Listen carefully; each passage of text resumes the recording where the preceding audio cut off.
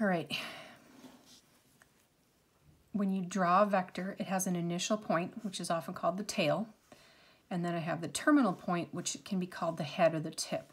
The vector is drawn with an arrow, and it starts at the initial point and it ends. The arrow does not go past this point. The arrow stops at that point, okay? The vector can be named with the points, so vector AB, and notice it's kind of like a ray, but it's drawn with only half that arrow. Or we have, same as with a line, you have a lowercase letter. This could also be called vector A. Standard position of a vector, you place the tail at the origin, and then we're going to have vectors that go in all directions, just like we kind of had with our angles. And then standard position, whichever direction it goes, but the tail is at the origin. There are 3 ways that you can measure or draw a vector. The first is just plain old direction. This is the angle made with the positive x-axis. So just like we measured angles, that's how you can measure a vector, okay? The length is going to be your magnitude or your size. This is proportional to the length, of course, and then it's denoted with absolute value symbols. The absolute value symbols mean the distance from 0. So the use of absolute value symbols is still applicable to this because we are measuring its length. So the magnitude or the size can be written with absolute value symbols. So the second way that you can measure the direction is something called a quadrant bearing. Often the variable, the Greek letter phi, it's a variable, gets used. This is the directional measurement between 0 and 90 degrees east or west of the north-south line, okay? And we're going to go through and do some examples of that. The third way that a direction can be measured is called a true bearing. This is clockwise from north, and it's always written with 3 digits, okay? So for those of you that are directionally challenged, this is going to be an important piece, okay? You have north, south, west, and east, okay? So if I drew a vector, and I'm going to draw a vector like this, and I'm going to make this 30 degrees, okay? So there's my vector. I could say that my vector has a direction of 30 degrees. I could say that my direction has, my vector has a direction of, this would be 60 degrees east of north, or my vector would have a a true bearing of 60 degrees, and that would be written 0, 6, 0. Okay, so again, those true bearings are always written with 3 digits.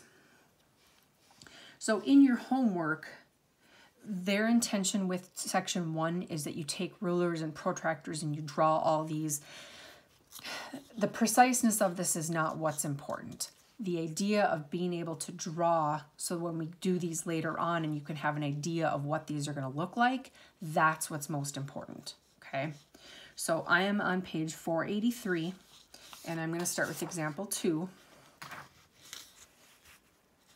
So I have example 2, and we're going to look at A. And I'm just going to draw a picture, okay?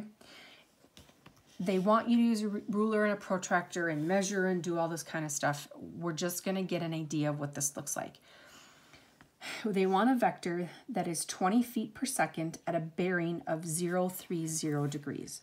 So 20 feet per second at a bearing of 030 degrees. So this is my clue that this is going to be from true north. Okay, so I'm going to have a 30-degree angle in here. And then the length of this would be some kind of a scale, and that's what they want you to do, is they'd want you to say that 1 inch is equivalent to 10 feet per second, and then I would measure this and make this 2 inches long. But again, the whole important part of this is we want to know about what this is going to look like. Okay, so example 2b, we have 75 pounds of force at 140 degrees to the horizontal. So if it's from the horizontal, we're going to start here, and 140 degrees would put us here, and so that makes this 40 degrees. This is 140 degrees, and then this, my magnitude, my length, would be 75 pounds. And so a scale that I could make, I could say that 1 inch is equivalent to 25 pounds. So then my line would be 3 inches long. Okay. And again, I'm not looking for the preciseness on this one. C, 30 miles per hour at a bearing of, and I'm going to write this first so you can see, the way that this is read is 60 degrees west of south. Okay, 60 degrees west of south. So if you have your north-south line, this is west over here, this is south down here, 60 degrees west of south, that means that this angle in here is going to be 60 degrees. And then my magnitude would be 30 miles per hour. So again, I could say something like 10 miles per hour is equivalent to 1 centimeter, and so then my line would be 3 centimeters long. Okay?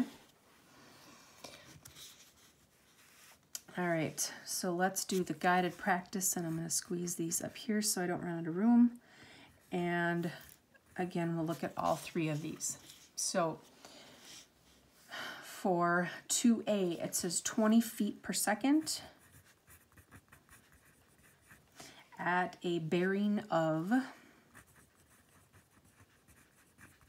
0.65 degrees. So there's that hint, 0.65, so that's going to be from true north. So then this would be 65 degrees. Mine's not quite to scale. And then the magnitude would be 20 feet per second. 2B, 15 miles per hour at a bearing of 25 degrees east of south. Again, 25 degrees east of south. So there's my south, there's my east. That would make this right here 25 degrees. And then my magnitude would be 15 miles per hour. One more. For C, it has 60 pounds of force, 80 degrees to the horizontal.